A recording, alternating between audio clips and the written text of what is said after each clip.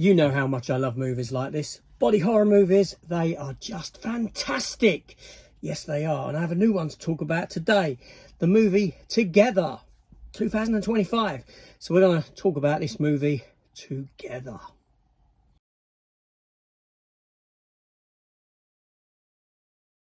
So, beware people, I'm going to talk spoilers in this one. I don't care. This film runs for 1 hour and 42 minutes.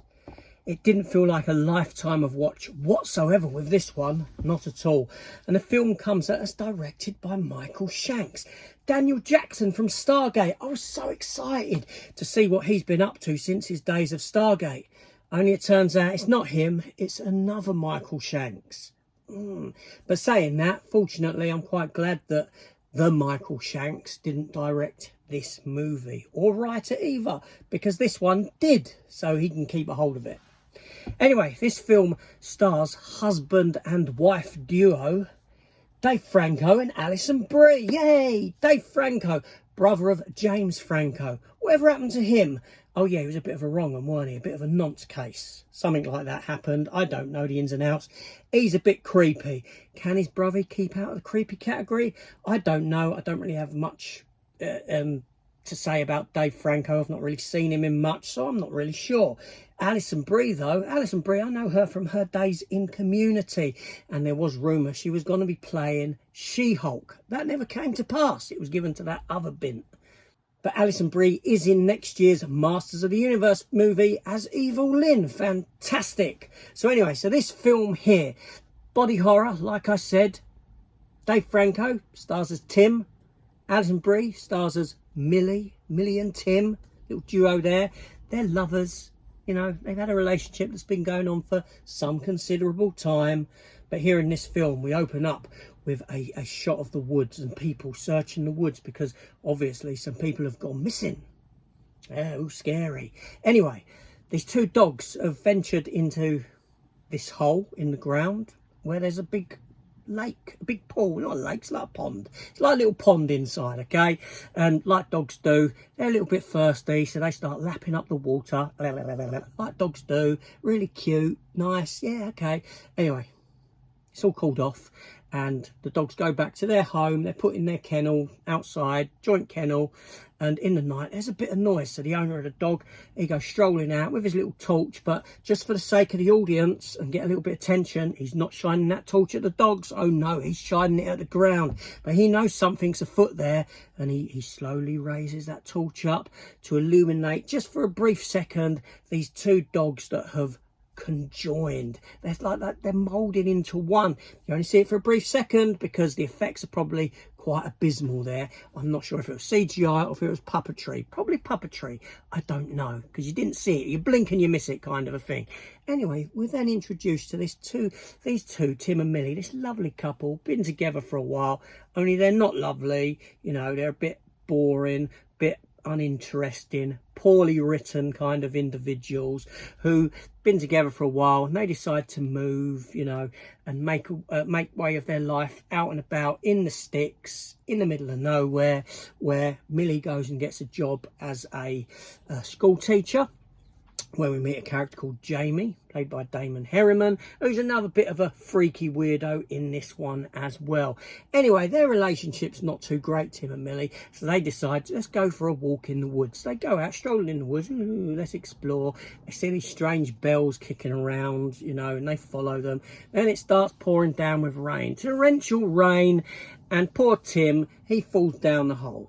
He falls down the hole where the dogs were. I don't know how the dogs got down there or got out. There's obviously another way that no one else could find whatsoever, but the dogs could. Anyway, Millie goes to save Tim. Millie grabs hold of Tim, but Tim drags her down with him. Selfish bee. Anyway, they end up in there and they decide, oh, let's wait out the rain. We can do this. We've watched Man vs. Wild. He does say that. Tim does say that, right? And then they realise, oh, we've got no water. We're running out of water. So what should we do?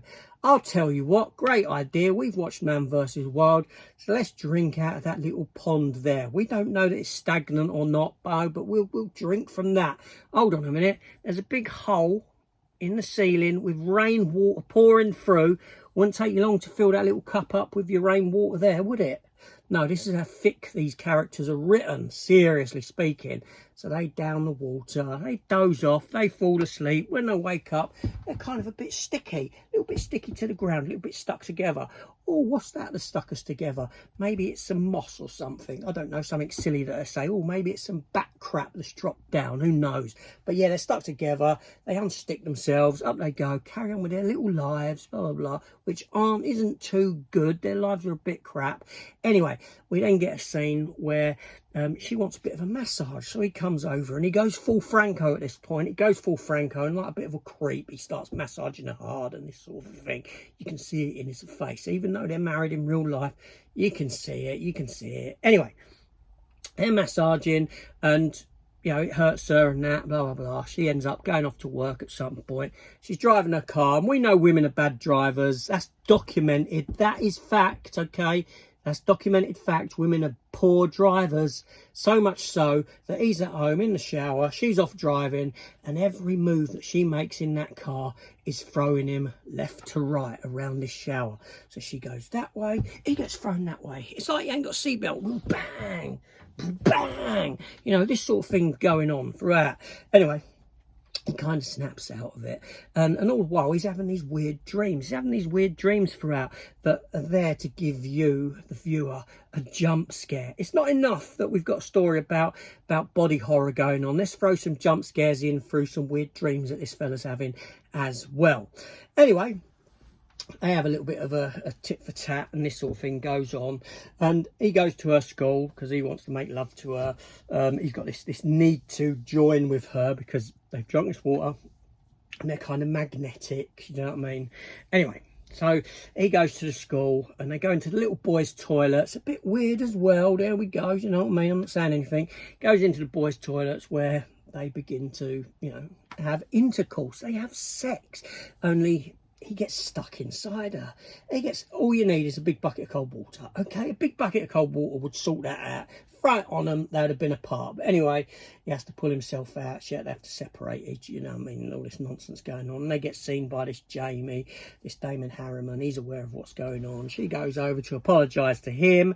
Yeah, and this sort of weird stuff is going on throughout the film.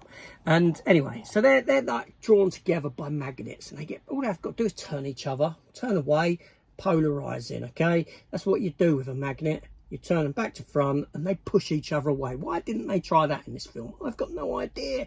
Anyway, they're drawn together to one another, and we come to learn as the film progresses that you know, these new age hippies had a little church out in the woods, and they were going out there and they were doing this thing and they were conjoining. This geezer Jamie, who's a bit of a weirdo, he's gay obviously because he had a husband. They got married, they went down, they sliced each other's wrists, they kind of joined together and they formed one person, being this Damon Harriman or Jamie, this character played by him.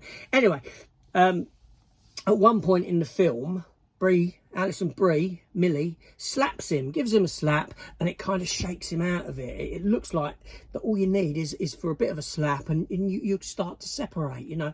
Fantastic. Anyway, as the film progresses, the two of them, they're fighting this need to come together, but in the end they decide, sod it, let's do it. Let's go for it because she's bleeding out. I love her, so let's join and become one person. And Tim and Millie, obviously, it's not said, but they become Tilly. I don't know what the metaphors in this film are at all. You know what I mean? This sort of a thing. But yeah, this is a rubbish film. Come on, this is crap. The writing in this is appalling. It's dreadful. Okay, you know, I like Alison Brie. She's quite good, but bless her, she's not particularly aging well. You know, and that's a horrible thing to say, I know, but it's the truth. I can only say what I see. And I don't know, I've just got this horrible feeling it's because of Dave Franco, you know, because in this film, it just looks like he's as high as a kite all the way through it, seriously. And I imagine him to be that type, to be honest with you. You know, I don't know if he's got his brother's traits or not. Time will tell. You know, it could run in the family. I'm not saying, I'm just saying what I see. I'm not saying this isn't slanderous, just saying what I see on that screen. Yeah, this film's crap, okay? This is 1 hour and 42 minutes of my life that I am never going to regain. It's not particularly interesting. It's quite boring. You know, there's a bit of, you know, I thought at one point the cave was a nice set design, but that's about the most I can take away from it. Yeah, it's rubbish. This is a film I'm never going to watch again. It's crap. But there we go. Tell me your thoughts down below. Obviously, this is just my opinion of this film. My opinion isn't there to detract you from your opinion of this film. So if you like poorly written movies and this film works for you, then that's fantastic. I don't want to take that away from you. But for me, pretty damn dire.